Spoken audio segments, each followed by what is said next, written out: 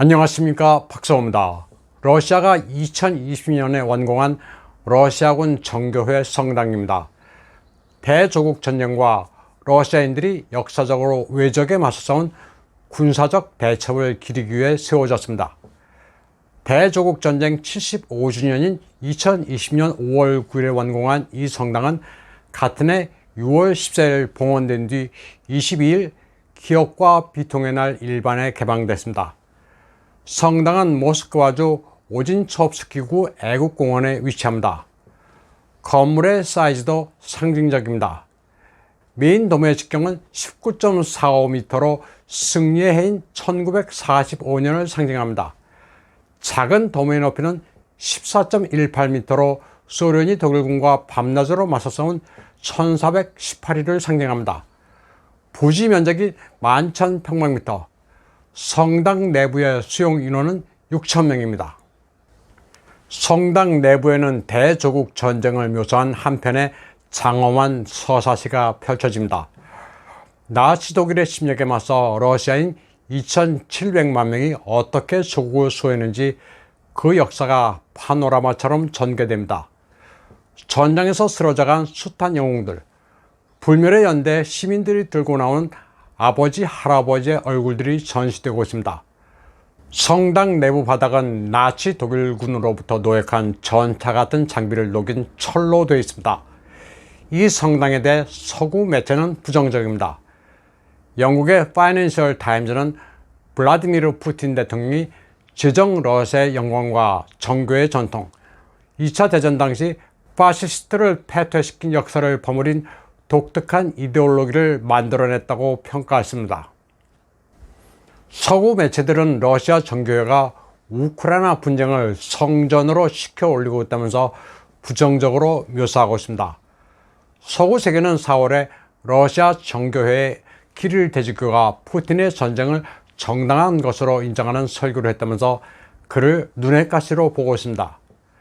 키릴 대주교는 러시아가 아니었다면 나치 독일이 세계를 정복했을 것이라면서 파시즘을 격탄한 것은 바로 우리라고 말했습니다. 그러면서 지금 이 어려운 때도 조국이 하나로 뭉칠 수 있도록 주께서 도와주실 것을 기도한다고 말했습니다. 이에 대해 서구 세계는 러시아 정교회가 블라디미르 푸틴의 특수 군사작전을 옹호한다면서 경악했습니다. 서방 측은 EU의 6차 대러시아 제재 명단에 키릴 대주교로 올렸습니다. 파이프라인을 통한 러시아산 원유는 그대로 두고 해상 운송분에 한해 90%를 수입 금지한다는 것을 골절한 6차 제재 대상에 키릴 대주교를 올린 겁니다. EU 내부에서 나라 간 입장이 엇갈리는 바람에 6차 제재는 아주 복잡하기 이를 데 없습니다. 뭐는 되고 뭐는 안 된다는 식의 예외 조항도 많습니다. EU는 원래 파이프라인을 통한 원유 수입도 막자는 입장이었지만 헝가리, 체크, 슬로바키아를 지나는 파이프라인을 제외해 준 겁니다. 그런데 키릴 대주교를 제재 대상에 올린 데 대해 헝가리의 빅토르 오르반 총리가 거세게 반발했습니다. 빅토르 오르반 총리는 왜 EU가 국가 주권에 해당하는 에너지 수입에 대해 이래라 저래라 하느냐면서 원유 금수에 따를 수 없다는 입장을 밝혔고 EU는 결국 양보했습니다. 또 키릴 대주교도 제재 대상에서 내렸습니다. 빅토르 오르반 총리는 종교적 자유는 성스러운 것이라면서 제재 명단에 오를 만한 게 아니라고 강경하게 반대해 결국 관철시킨 겁니다. 루마니아나 세르비아와는 달리 헝가리는 카톨릭 국가지만 종교에 대한 가치관은 존중해줘야 한다고 그는 주장했습니다. 헝가리 오르반 총리와 함께 블라디미르 푸틴 대통령의 맹우로 유럽에서 외롭게 자기 목소리를 내는 인사는 세르비아의 부치치 대통령입니다. 그는 5월 29일 푸틴 대통령과의 전화 한 통화로 가스프롬으로부터 3년간 러시아산 가스를 저렴한 가격에 공급받기로 했습니다.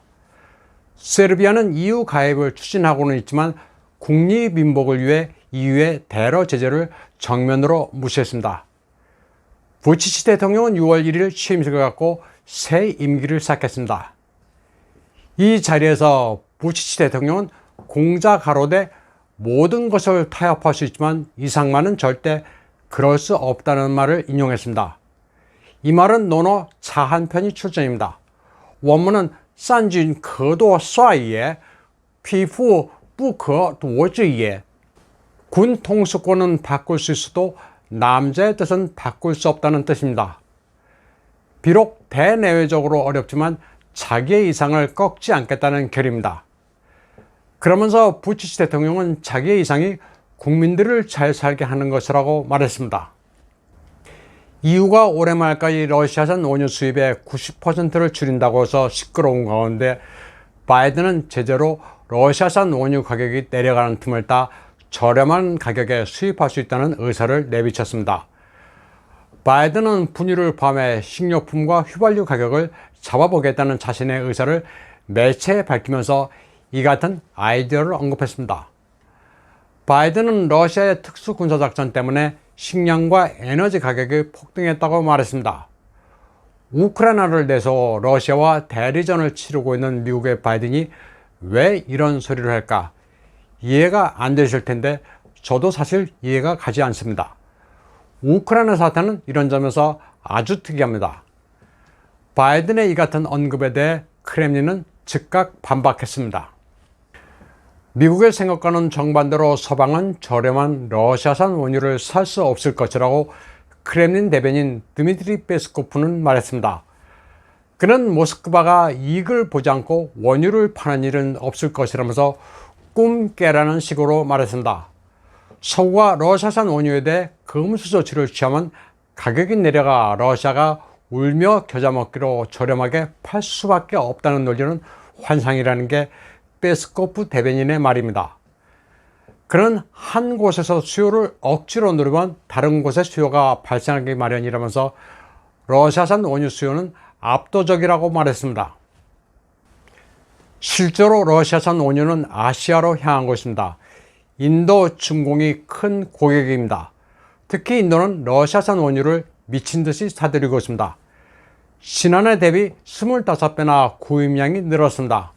시간이 지나면 지날수록 구매량을 늘리고 있습니다.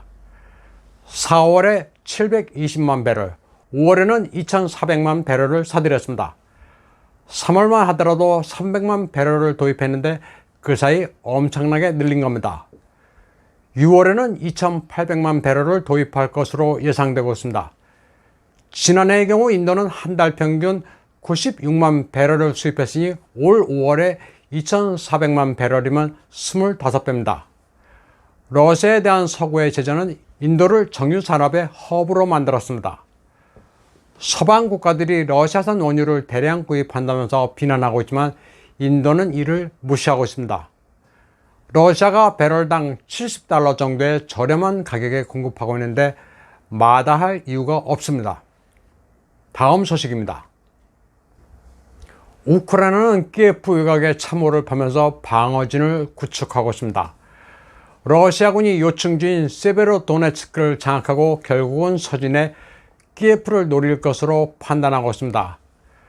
아직까지 러시아군이 돈바스를 100% 장악한 상태는 아니지만 우크라이나군이 지리멸렬한 상태에 빠지면서 반격에 성공할 가능성은 별로 없는 것으로 보고 있습니다. 남부에서는 헤르손에 이어 자포리지자가 독립을 선포하면서 러시아에 넘어갔습니다. 우크라이나군이 단체로 항명을 하고 있는데도 젤렌스키의 보좌관 아레스토비치는 우크라이나군이 여전히 승리하고 있다는 논리를 펴고 있습니다. 그는 러시아군이 진격을 하고 우크라이나군이 수세인데도 불구하고 그게 왜 이기는 상황이냐는 질문에 엉뚱한 소리를 하고 있습니다. 보다 많은 러시아인들이 죽어야 하기 때문에 수세에 몰린 상태에서 그들을 상대한 뒤 공세에 나서면 더 쉽다고 말했습니다. 우크라이나가 이기고 있다는 것은 대략 이런 겁니다. 그러나 이제 패색이 너무나도 짙어 서구 주류 미디어들도 허위 보도를 슬슬 접고 있습니다. 우크라이나군이 대대적인 반격을 시작했다느니 하는 거짓 보도를 자제하고 있습니다.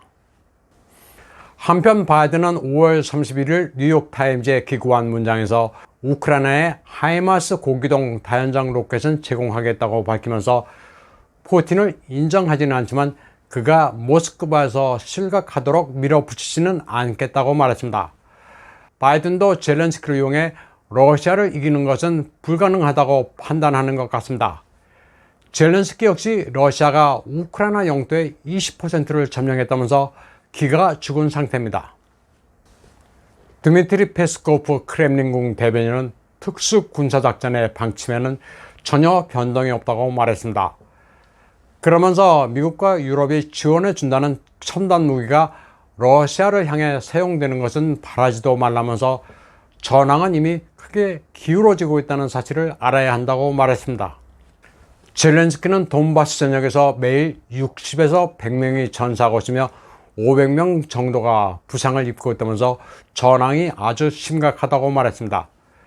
세베로도네츠크와 관련해 우크라이나 측은 80%를 점령당했으며 일부 지역에서 반격에 성공해 러시아군 6명을 포로로 잡았다고 주장하고 있습니다. 반면 러시아 측은 세베로도네츠크를 완전 장악했다는 입장입니다.